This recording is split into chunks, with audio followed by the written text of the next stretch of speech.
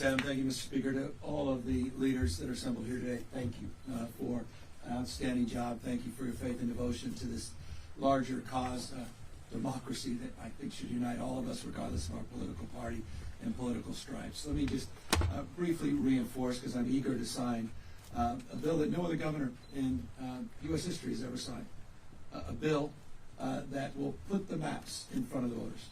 We will be the first state in U.S. history to, in the most democratic way, submit to the people of our state the ability to determine their own maps. That simply has not been done. But I want to first just briefly back up and pick up a little bit on what the Speaker and the Pro Tem said, and just remind everybody what they reminded you, that need to be reminded, all of us again, of how we got here.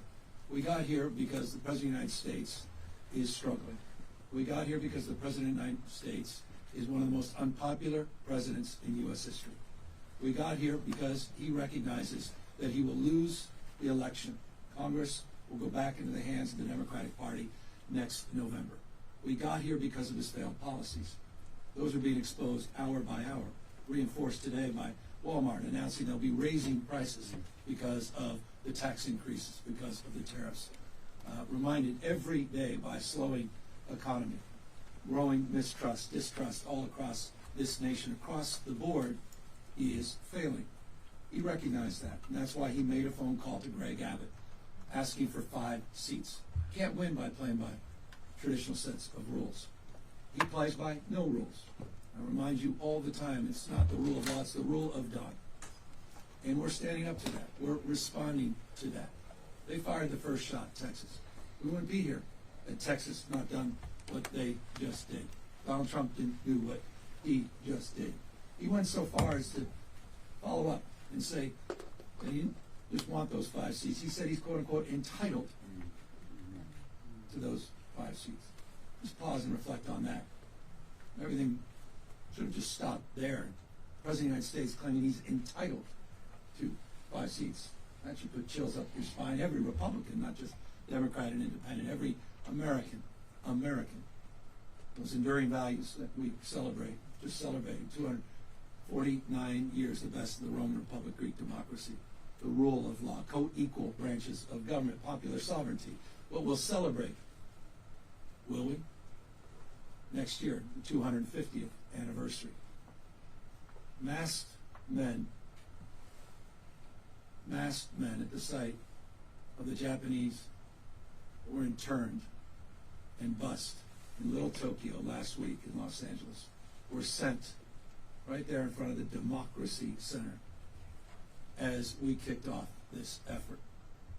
That's a preview of things to come all across the United States of America. Mark my word, just as we let folks know what was going to happen in other cities, what is happening in Washington, D.C., we said 2 months ago, Los Angeles is a preview of things to come with the federalization of the National Guard, the militarization of the streets of America. And I'll remind you, Donald Trump never sent the military, active duty military, in his first term or now even his second term, anywhere overseas. He sent them to a United States city.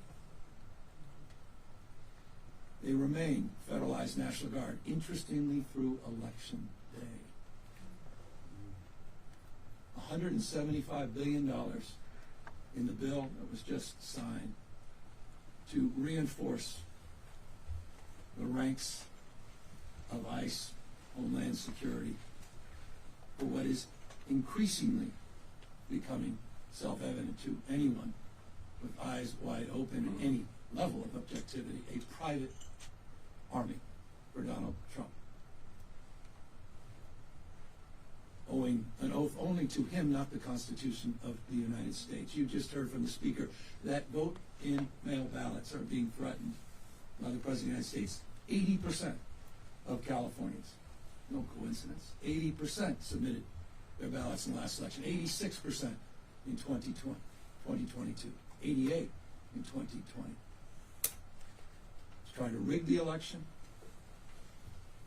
He's trying to set up the conditions where he can claim that the elections were not won fair and square. Open your eyes to what is going on in the United States of America in 2022.